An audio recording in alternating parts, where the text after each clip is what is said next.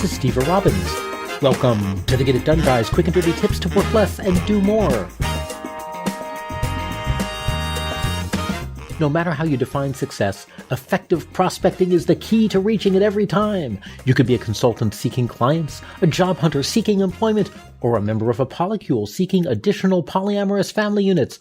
All of these require good prospecting.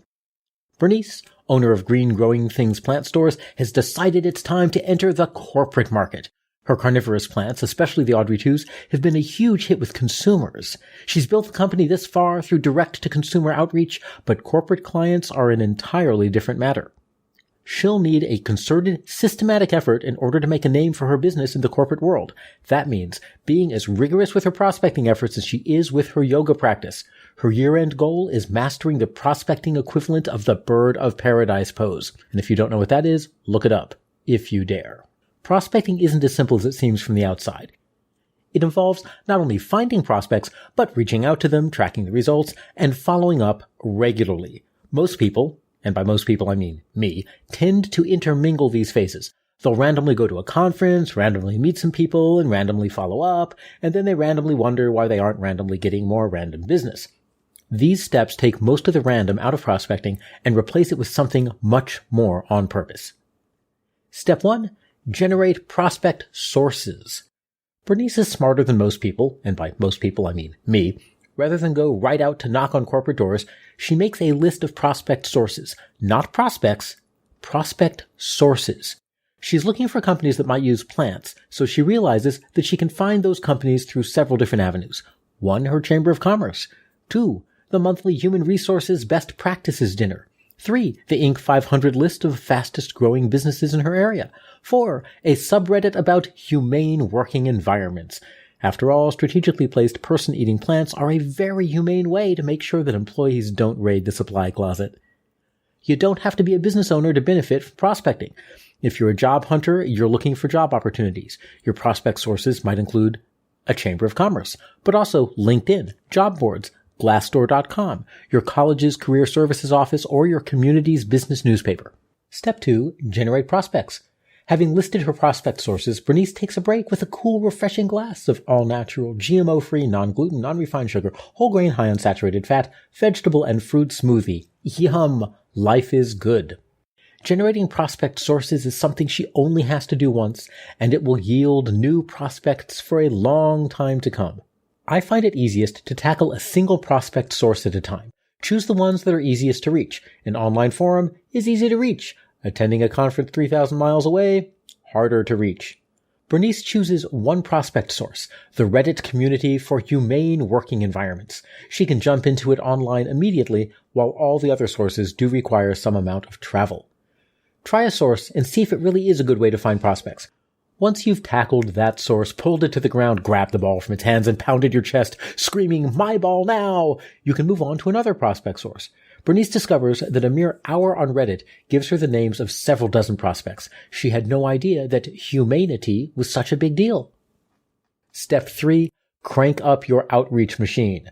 With a large list of prospects in hand, Bernice gets to work. She listens to Get It Done Guy episode 555, When Prospecting, Have a Strong Process in Place, and there she learns how to reach out and follow up with a prospect list using a spreadsheet.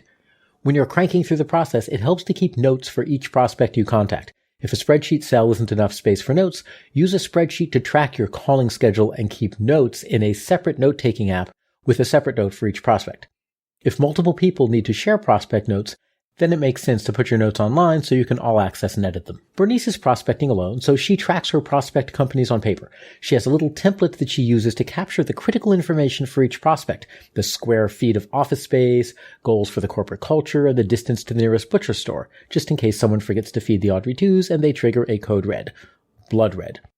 While electronic notes are easier to search, taking paper notes helps you remember each prospect and their details. If you can read your handwriting, taking handwritten notes can be faster when having a conversation, and paper can also be easier to scan visually later. Step 4. Track using file folders. Since you'll be gathering notes on lots of prospects, you can file those notes as well. The tracking method in episode 66, Track Processes with File Folders, can help. Make file folders, either real or virtual, for each phase of your prospecting process: cold outreach, In dialogue, hot prospect, negotiating deals. Every time you connect with a client, file their notes in the appropriate folder. Every day, follow up on everyone in the negotiating deals folder. Every few days, review your hot prospects folder, and so on. Bernice quickly discovers that companies love the idea of carnivorous office plants. In the words of one senior manager, carnivorous office accessories are a stroke of genius. They ordered 50 Venus flytraps for decoration and 24 Audrey 2s to, quote, send a message about the value of hard work and the consequences of slacking off, unquote. In no time at all, the hot prospects folder is bulging and Bernice's calendar is full of corporate sales meetings. Step 5. If you're stalled, retreat to the previous step. Eventually, Bernice has all of her prospects contacted and filed in the right folders. After her morning follow-up, she's caught up. There's nothing to do until she hears back from several of her contacts. But there's no need to sit around twiddling her thumbs. If she wants to, she can keep going. Remember how you separated out the prospect sources from the prospects themselves? Well, here is where that comes in handy. Bernice can go back to her prospect source to get more people to add to her follow-up system. And if that source is tapped out, or if there's something like a conference that only happens once a year, she has an instant backup plan. She goes to her list of prospect sources, chooses the next source to pursue, and starts again by finding prospects. With several prospect sources already in her pipeline, she's going to have more business than she can shake a stick at.